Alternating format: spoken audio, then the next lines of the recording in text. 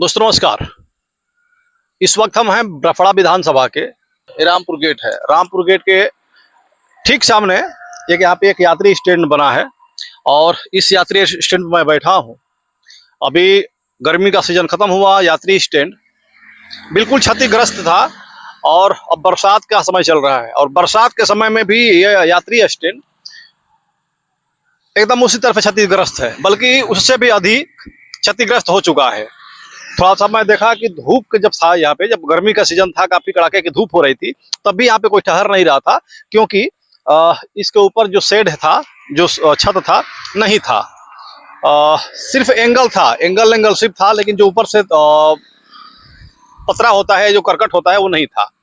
और इस वक्त जब बरसात का सीजन आ गई है, तब मैं एक बार फिर से अगर यहाँ पे आया हूँ, तो इस वक्त जो एंगल था, जो एक ढांचा बना था ऊपर छत का, अब इस समय वो भी नहीं है। सिर्फ ये बैठने वाला टेबल टाइप का है, बस यही रह गया है और पूरा एंगल सब साफ हो चुका है। और नीचे की जो दशा है ये देख सकते हैं। और इस यात्री स्टैंड को बनाने के लिए लगभग 3 लाख से लेकर के 8 लाख तक का खर्च मिलता है। ये ग्राम पंचायत के द्वारा किया जाता है, विधानसभा के द्वारा किया जाता है, सांसद निधि के द्वारा भी किया जाता है। लेकिन मेरा जहां तक अनुमान है कि ये जो कार्य रफड़ा विधानसभा में हुआ है या फिर बलिया जिला में हुआ है, लगभग अधिकतर ग्राम पंचायत के द्वारा ही किया जाता है और ये भी लगभग ग्राम पंचायत के द्वारा ही हुआ होगा। लेकिन इस प्रकार के यात्री स्टैंड हमें लग रहा है बलिया में सैकड़ों यात्री स्टैंड है और हर यात्री स्टैंड का लगभग यही दशा है। किसी का शेड है, किसी का शेड नहीं है, किसी का एंगल बचा हुआ है, किसी का कुछ नहीं बचा हुआ है। इस प्रकार से ये है। तो लगातार इस प्रकार का जो यात्री स्टैंड अभी भी बन रहे हैं, तो मेरे हिसाब से ये पूरी तरह से फेल योजना है और इस पूरी फेल योजना को भी अभी भी फेल योजना पे काम किया जा रहा है। जो जनता के टैक्स के पैसे हैं उसको यहाँ पे खपाया जा रहा है।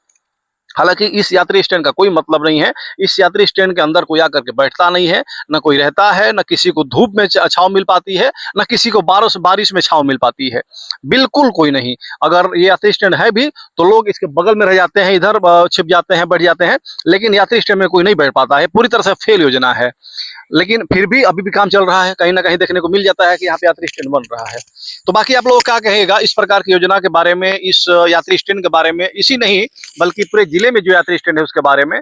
और मैं चाहूंगा कि लगभग जिले के हर यात्री स्टैंड को मैं आप सभी के बीच में लाने का प्रयास करूंगा, दिखाने का प्रयास करूंगा और इस पे एक मजबूती से आवाज उठाया जाएगा। और जो इसके जिम्मेदार लोग हैं, वो प्रधान हो, विधायक हो, बीडीओ हो, ब्लॉक प्रमुख हो, सबसे एक बार सवाल भी किया जाएगा और इस पे काम करवाने के लिए आग्रह किया जाएगा, निवेदन किया जाएगा कि कम से कम जो यात्री स्टैंड बन चुके हैं, जिसमें पैसे खर्च हो चुके हैं, उसको थोड़ा संवारा जाए।